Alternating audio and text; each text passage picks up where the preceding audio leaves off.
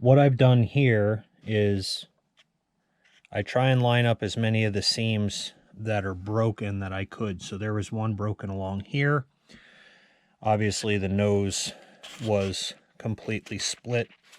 I think maybe I'll put one more rubber band there, but I use rubber bands just as tension to hold the seams together. Once I can get, you can see how I use, this is pressuring outwards. The bottom one is pressuring inwards, and that's to keep this seam right here put back together again. There's really not a whole lot busted on that side. This here, we'll try and get that out. We have all these wrinkles and stuff here, but this was split all the way down. And what I want that foam tack to do is to hold that back together and dry, so that way I can start to actually sand this and use the steamer to start making this pop back into shape. And as you see, this part of the deck here is crinkled in and crushed in pretty bad on the nose. I'm going to heat this pretty good. I'll remove the decals and stickers. I ordered a new sticker set for this. It was like $11. And maybe here where there's some structural issues, I might epoxy a carbon rod on the inside here, but we already have that piece back together again. We have the other part of the nose back in here together again. And once this is all cured up, we will work at putting the nose back on.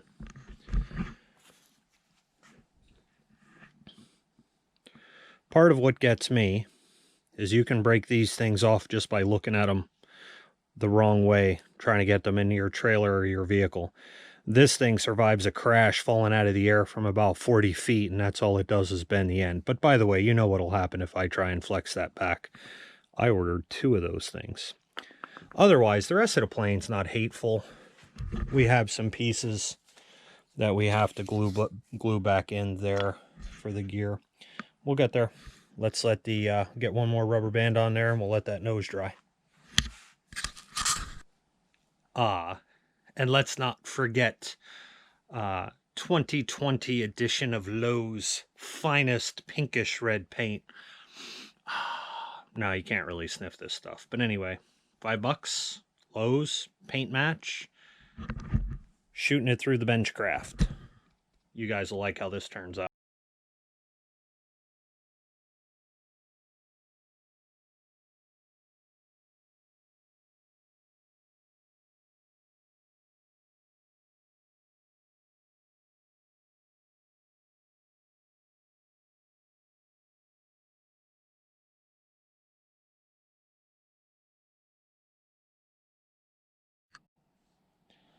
Okay, now while my epoxy's drying for my landing gear mount, I'm going to go ahead and use the steamer. And we're going to take note of this area right there. I don't want to put a ton of filler in there and fill it. Also, this portion of the nose I want to get to pop out some. So hopefully we can see that. And what I'll do is I'll hit the trigger here on the steamer. I don't want water there. I want more steam than anything. And we'll see what we can get to lift. As well as I'm going to try and really get a lot of this foam stuff here to pop out. We have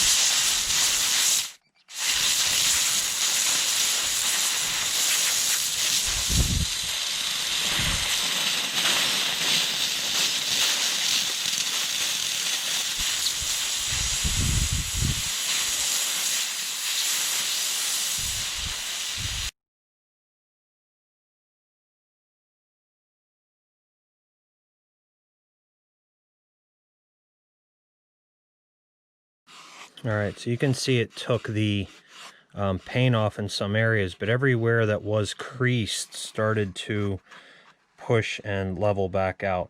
So there's a couple areas that I can still feel some. I think my bigger question will be, how do we do this other side? So this side here, this side was caved in pretty hard right there, so let's see if we can get that to open up.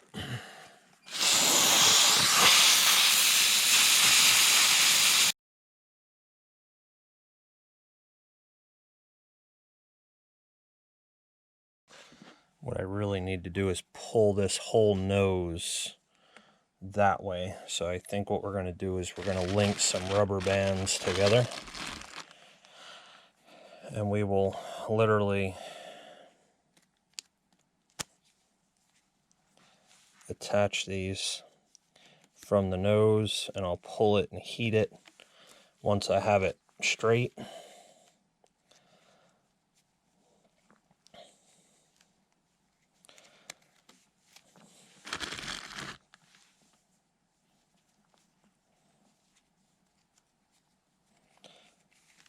We'll heat it, and then we'll take some carbon rod and probably epoxy that in there for strength. And this stuff, all I'm going to do is stretch this literally up there.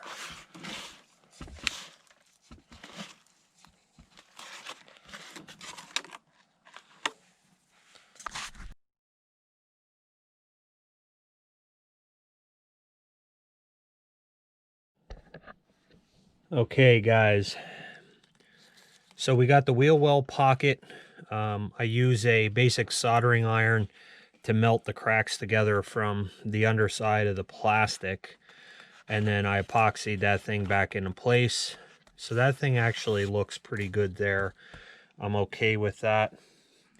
The biggest challenge here, now that we got the nose put back together here, I don't know if you guys can see that or not. Try and rotate this up. This thing's crooked like a sausage. Crooked like a sausage. You see the wheel right there? It's off to the one side. So this thing needs to get twisted. And when we look at where the impact area damage was, you can see a lot of damage here, a lot of damage there. Now this is after I've glued all the lines back together. So we have some structural stability here to work with as a unit rather than just bending one piece. So we glue all the pieces back together, we could glue back together. Now we're going to try and manipulate this as a unit. And if I have to insert carbon somewhere for strength again, I will. And you can see here, I have that flex in the inside of there. And then going down the side of my sausage, you could see this bend is here where this thing wrinkled in. So this has to get heated and pulled out. And then this thing has to get twisted sideways and turned like that. And if we can heat this up enough, I think with some steam, it's really going to take a lot of work here. Let's see if we can, we'll work on that in the time lapse. The other thing too, as I said earlier, I got a new decal sheet for this. It was only like $10 or $11. It wasn't bad. But if you have to, try and take off your old stickers and save them. If they're not too beat up, you can actually do that. And I actually use a little bit of foam tack under the back side of the sticker.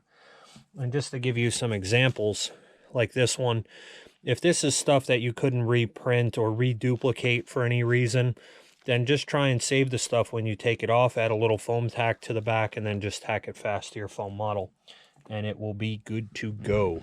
So let's get working on straightening the sausage.